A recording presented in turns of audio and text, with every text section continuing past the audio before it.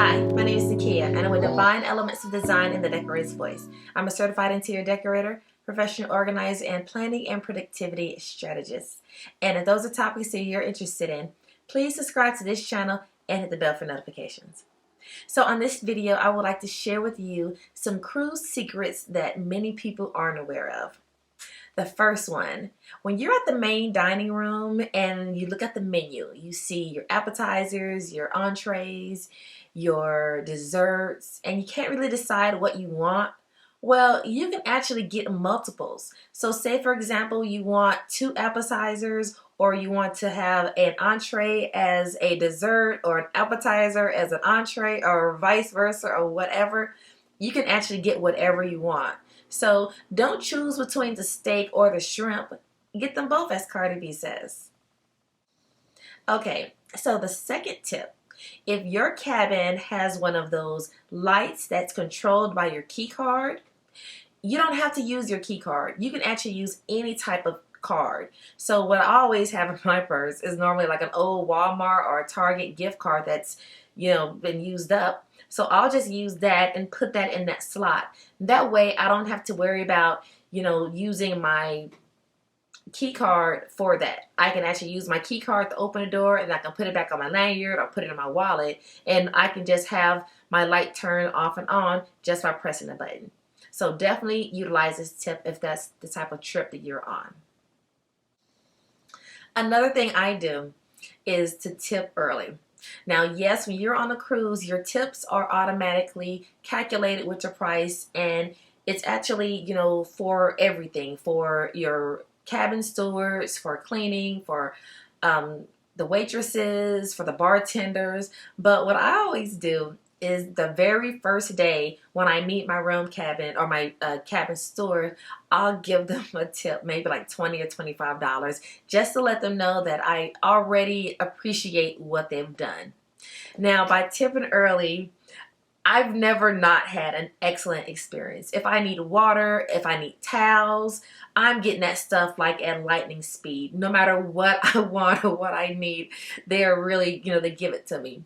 So now I know a lot of people like to give their room stewards gifts that they bring from home, maybe chocolate, maybe some type of present.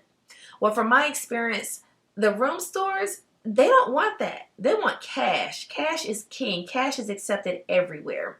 And they don't have time, or they don't have room in their quarters for gifts from everyone. So give them that cash and they will definitely appreciate it, and you will see, increased amount of service. Okay, so I don't know what type of sorcery the cruise ship photographers use, but every picture they've taken of me looked like a runway model picture.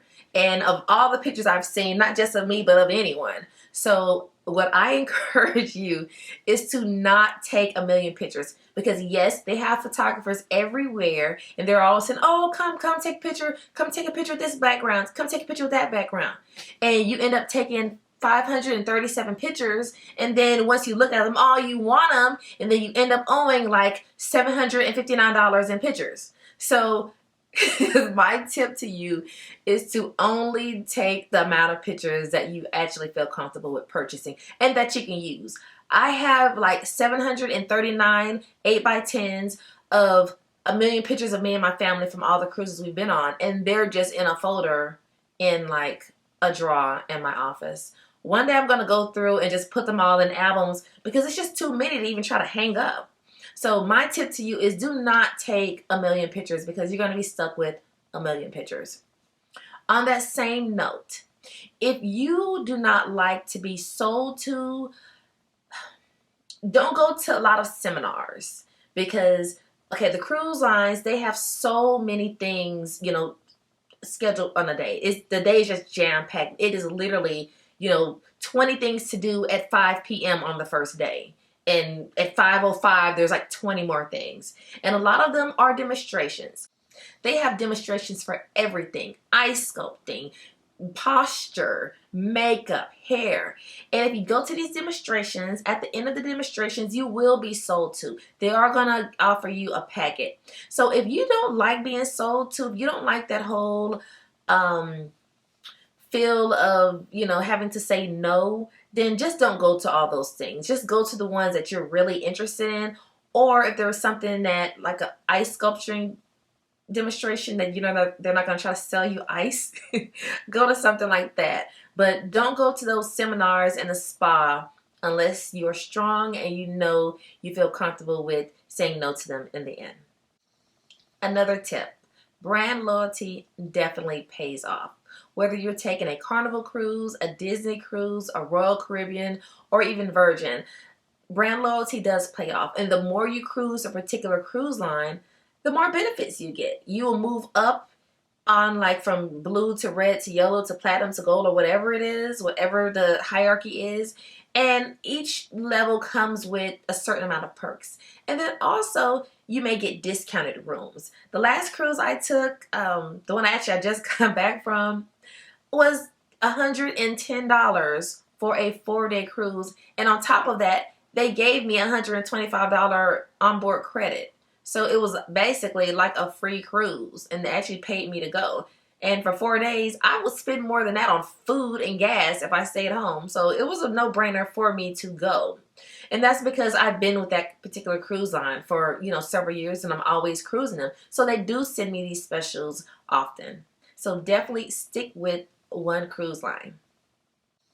Another tip. When you are looking for excursions, now, I like the excursions that the cruise line put out, and they're safe. And if something was to happen, the cruise line will take responsibility for you. If the cab or the shuttle on the way back has a flat tire, the cruise line are going to wait for you. So the cruise line excursions normally do cost a lot more than if you book them directly.